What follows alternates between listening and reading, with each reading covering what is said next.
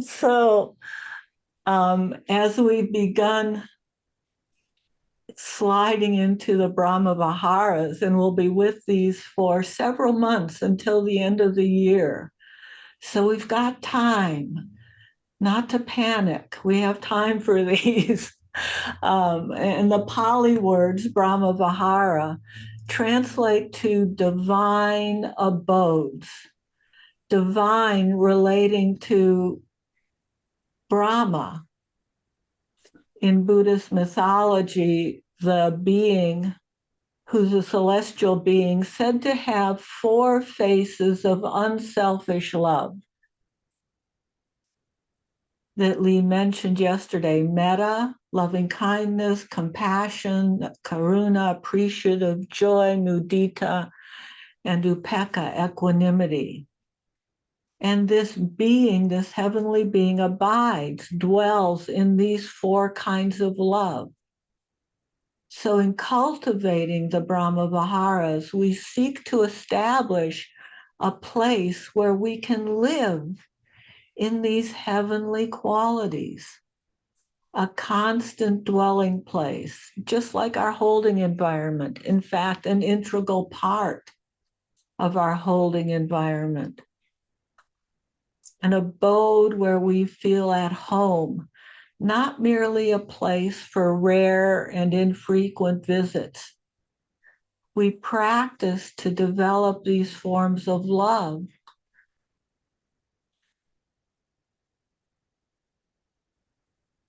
so they can become the natural dwelling place for the heart.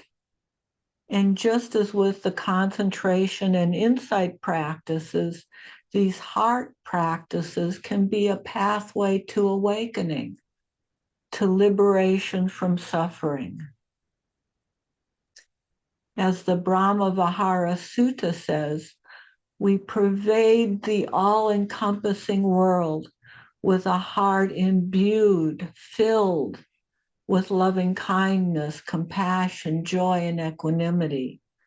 That's abundant, expansive, limitless, immeasurable, without hostility and without ill will. Now, this practice requires strength and courage. Our holding environment that we spent last month revisiting establishes this grounded, safe, nurturing place from which we can feel comfortable to begin to open and strengthen our hearts and release our conditioned habitual reactions, craving and aversion, attachment, as Lee mentioned Monday, clinging, pushing away, shutting out, shutting down, fear, jealousy, hatred, and seeking to experience kind and loving feelings to all beings everywhere, and encountering these limitations and obstacles certainly can feel very daunting at first. But in practicing the Brahma Viharas, we start where we are. We meet ourselves just as we are, with the attitude of the Brahma Viharas, with kindness, friendliness, with compassion for our limitations and our suffering, with appreciative joy for where our hearts may already be open, and where we can begin strengthening our heart muscles and adding wisdom to bring balance. Starting where we're at means starting with those we find easiest to already love, the ones that we unambivalently, or at least less ambivalently, care about. We start in the shallow end of the pool. We dip our toes in, learn how it feels, then develop skill and strength and confidence to try the deeper waters. Traditionally, it's been recommended to start with oneself. However, we may not automatically think kindly towards ourselves. We're not conditioned to do that in our culture. We may need to start with someone or something else, a loved one, a benefactor, a teacher, our dear pets, or even a tree or a place that is soothing and comforting, a place in nature, our patios, our homes that feel safe and soothing. Even deciding who or what to start with may take some patience and compassion towards ourselves. We don't try to artificially make ourselves feel love, force ourselves, try harder. We notice if objections arise as we're thinking of someone. We direct our kindness and compassion to those objections or doubts or ill feelings. I know for myself, I've spent entire and multiple meditation sessions just overthinking who's the perfect person to start with. I'd start with a loved one, a dear friend. And then immediately, all the times I'd been annoyed with, resentful toward, frustrated with, that person would come up. Any words they said that were hurtful to me, all that stuff, all that muck would come up. Not much love or kindness necessarily. In those situations, it can be helpful to lighten up, to get flexible, be a bit more playful, maybe just recalling one moment of unconflicted kindness towards ourselves or something or someone else that it's easier to start with, or thinking of somebody who is easier, and that's where the pets can come in. Gee, all the human beings I know can be really annoying at times. I can't settle on any of those. But my kittens, they're just so lovable. Okay, I can start with them. And as we settle on that being or that object as a focus of our attention, as Jay frequently instructs us, we can let our hearts drop open so that we can begin to recognize how we already have experience with these faces of love within ourselves. This is realizing that these feelings are already accessible. They don't take heroic effort to begin experiencing what they're about. Once we recognize and feel into love or compassion or joy with another's joy, then we can begin practicing staying with this or exploring this, staying present with this attitude, this orientation, this intention and feeling, so we can get to know it a bit better, more fully, more completely feel it in body, heart, and mind, and allow it to become more steady, stronger, and begin to grow. This is learning to dwell in the abode of love and kindness, compassion, joy in others' joy and balance. And we make the time to stabilize in every step along the way before rushing forward, as is so often our proclivity. Okay, done that, next thing. But we need time. And we often don't give ourselves this time in our practices or even on retreats. We may jump from easy to less easy to neutral to more difficult, all in one meditation.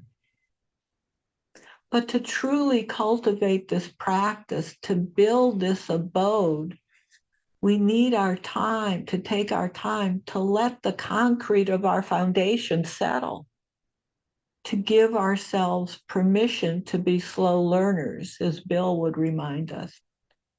Spend a week, a month, a year in the shallow end of the pool.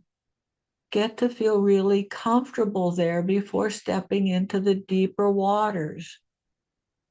Going only at your own pace as you are ready, taking the step to someone who's a bit less easy or more neutral.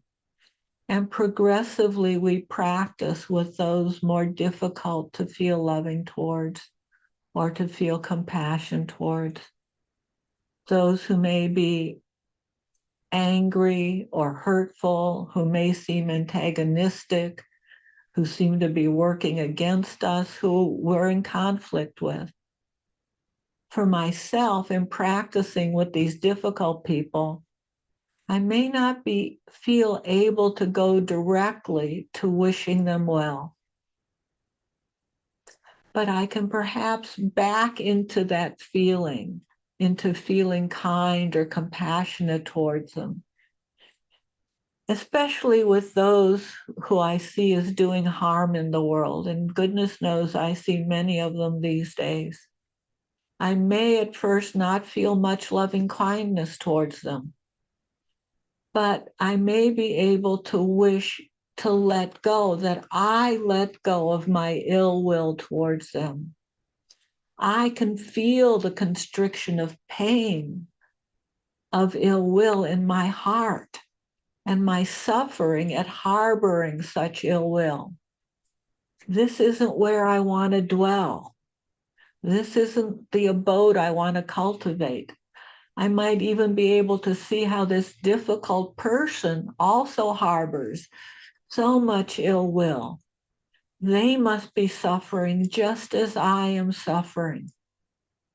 I may be able to find a glimmer of compassion for us both. I can start to open the door of my heart just a crack to this person until I can see that they are a person just like me, who's struggling to suffer less. And I can wish both of us relief from our suffering. And as I wish my heart to strengthen and grow, I can wish that their heart also strengthen and grow.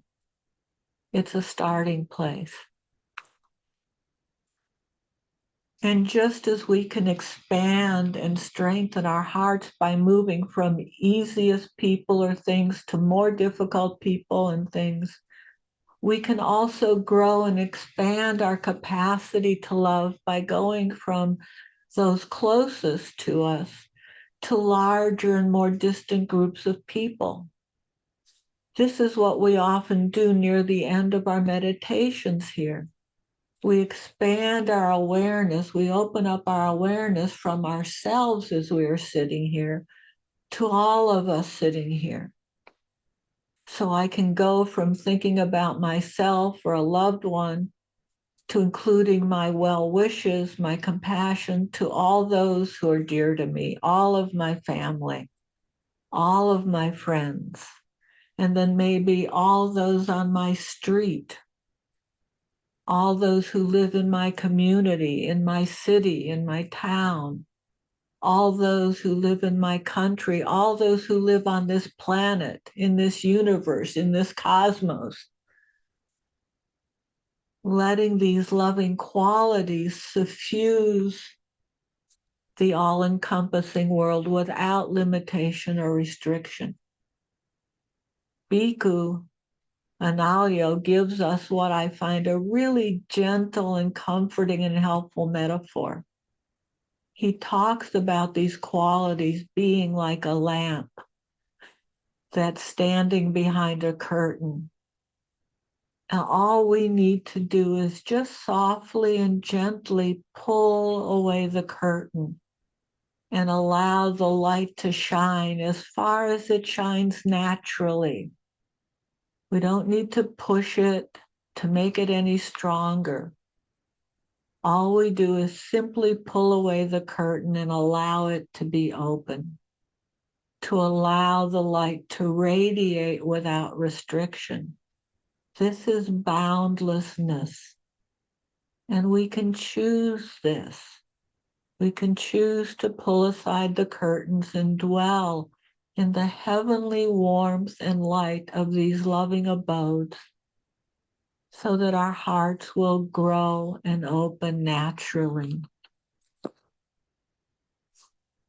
So let's practice this. Thank you for your kind and gentle attention. Thank you so much. And let's naturally move in any way that may feel helpful and beneficial to you at this point of your day. Any gentle, slow stretches, taking your own time to feel into how I can lovingly tend to my body, this body that lovingly holds me all the days of my life. And how we can begin with our movement to also notice how this movement can begin opening our heart spaces, opening up our chest and rib cage, opening up the back of our hearts, the side of our hearts, our whole space in our upper bodies that allow breathing to ventilate our heart space and our bodies. Loosening any constrictions, whatever limitations we can let go of.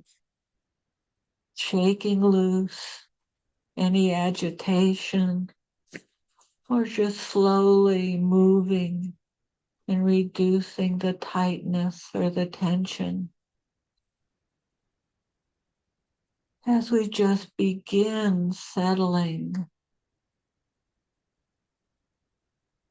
letting our heart, mind drop open into our bodies and feeling that luscious feeling, that place where we want to live and abide more of our time. The nurturing, kind comfort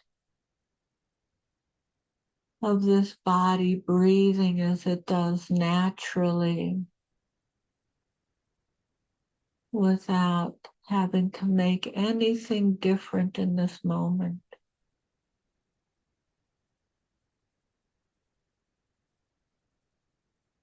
Settling into our kind,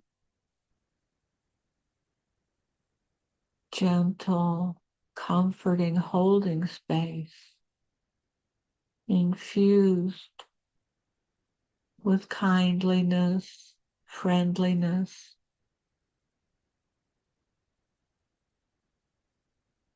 compassion, wanting to relieve the suffering of any aches and pains that have earned their right to be here.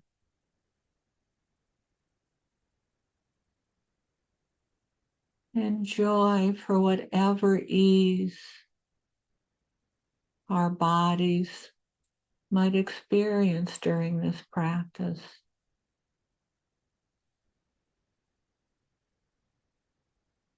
And joy as we think about all of us sitting here alone and together, creating an abode of love and kindliness, patient, soothing, caring, and take joy in being together in this practice.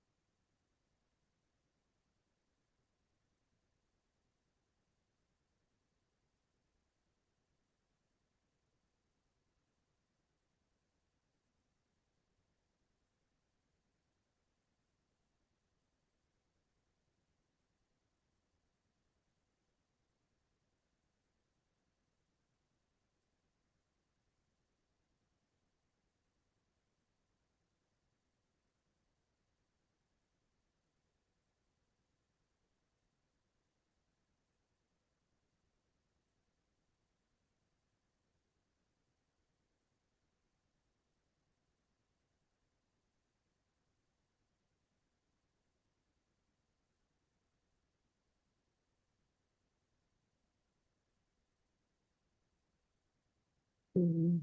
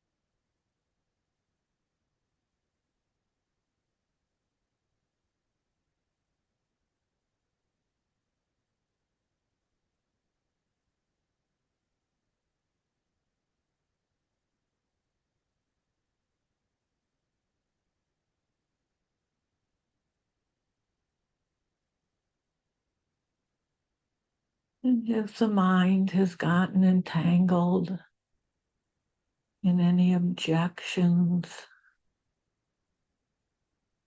any barriers to kindness, compassion, joyfulness, notice that. There you are, my objecting mind. There you are, my curtain, hiding the light of lovingness.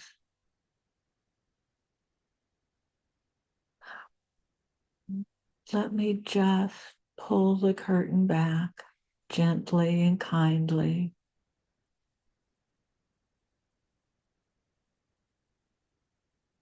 And naturally return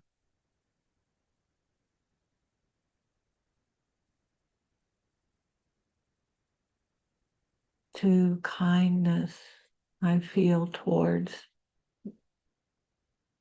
my dear one, myself, this easy being, this easy place that lets my heart open, and just feel back into the warmth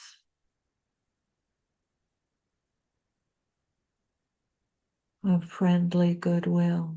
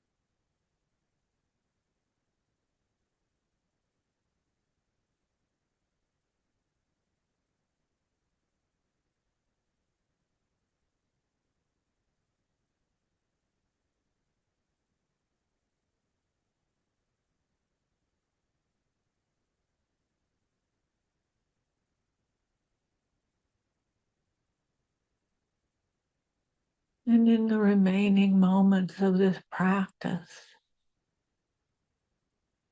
to the extent we can, opening our awareness and our hearts to all of us sitting here together today. Each of us holding our hearts gently and tenderly, and all of us holding our Sangha heart with kindliness, compassion, and grateful joy.